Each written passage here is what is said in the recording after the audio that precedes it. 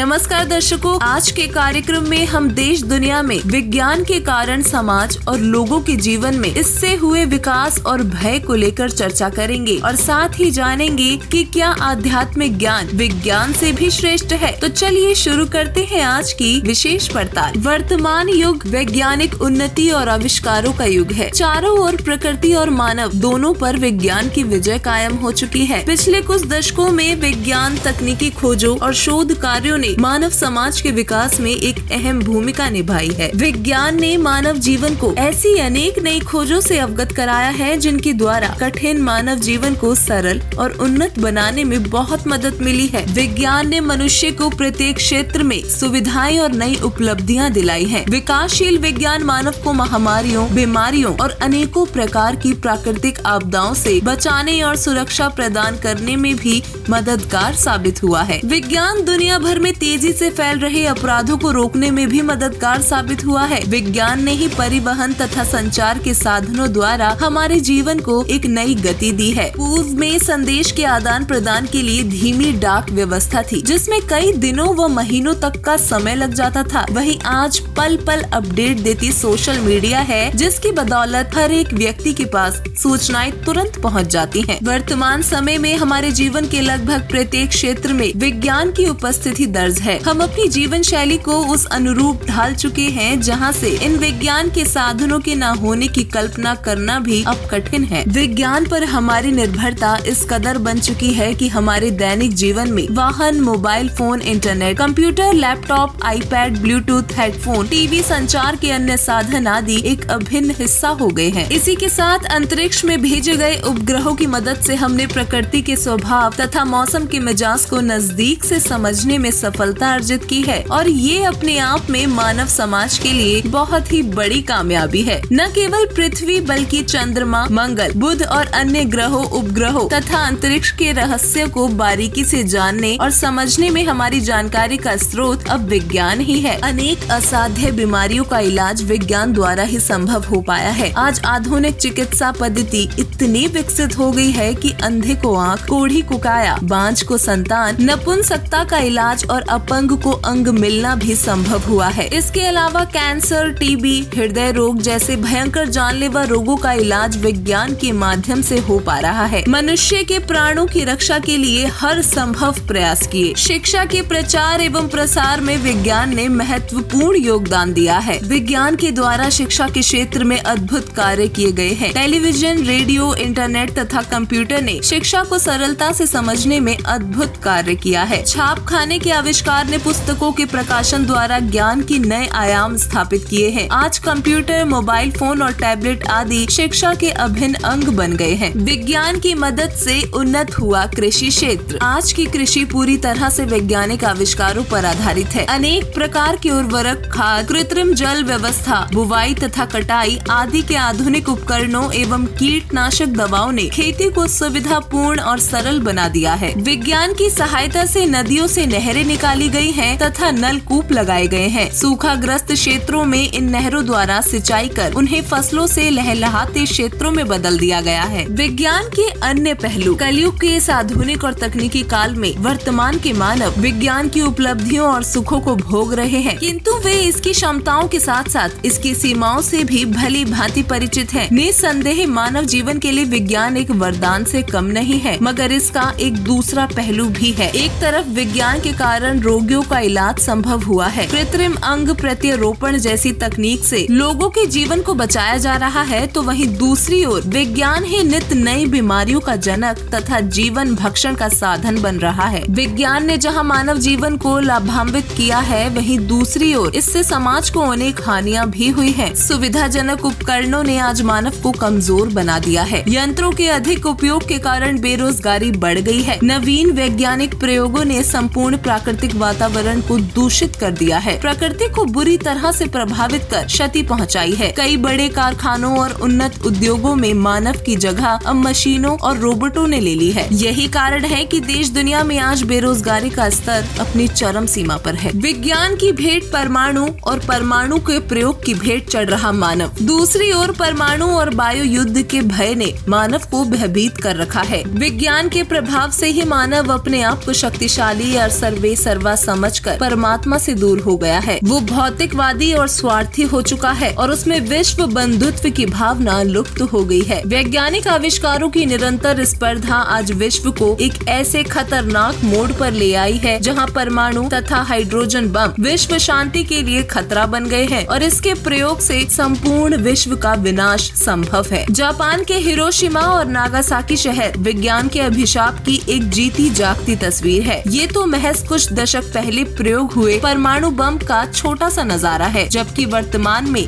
उससे भी कितने ही अधिक प्रभावशाली, अत्याधुनिक और भयंकर परमाणु हथियारों का निर्माण हो चुका है। माना कि हम अपने जीवन को विज्ञान के बिना सोच भी नहीं सकते, लेकिन हमें अंधी तरक्की की बजाय खुली आंखों से प्रकृति के साथ सामंजस्य बनाते हुए विज्ञान का सही दिशा में उपयोग करना चाहिए। अब वक्त आ चुका है कि हम विज्ञान का प्रयोग केवल विश्व भलाई के लिए करें और इससे प्रकृति और मानव सभ्यता को विनाश से बचाएं। आइए अब आध्यात्मिक ज्ञान यानी तत्व विज्ञान की बात करते हैं, जिसे सभी विज्ञानों का आधार माना जाता है। कहते हैं जहाँ पर साइंस खत्म होती है, अध्यात्म वहाँ से शुरू होता है। जी हाँ दोस्तों, अध्यात्म ज्ञान को इस विश्व का सर्वश्रेष्ठ ज्ञान माना गया है। सतयुग से ही सभी समस्याओं का हल आध्यात्मिक ज्ञान से ही किया जाता आ रहा है। जिस परिस्थिति या समस्या का हल विज्ञान के पास नहीं, उसका हल आध्यात्मिक ज्ञान से बड़ी ही आसानी से हो जाता है। फिर चाहे वो आर्थिक, शारीरिक, मानसिक, भौतिक या प्राकृतिक समस्या क्यों ना हो। इसमें कोई संदेह की बात नहीं कि समाज सुधार और विश्व कल्याण भी अध्यात्मवाद से ही संभव है। यदि हम सर्वोच्च आध्यात्मिक ज्ञान की बात करें तो वो हमें सूक्ष्म वेद से ही हो सकता है, जिसे पांचवा वेद भी कहा जाता है। संतों ने इसे तत्व ज्ञान या परमात्मा के संविधान की भी उपाधि दी है। कबीर और ज्ञान सब ज्ञानड़ी, कबीर ज्ञान सो ज्ञान,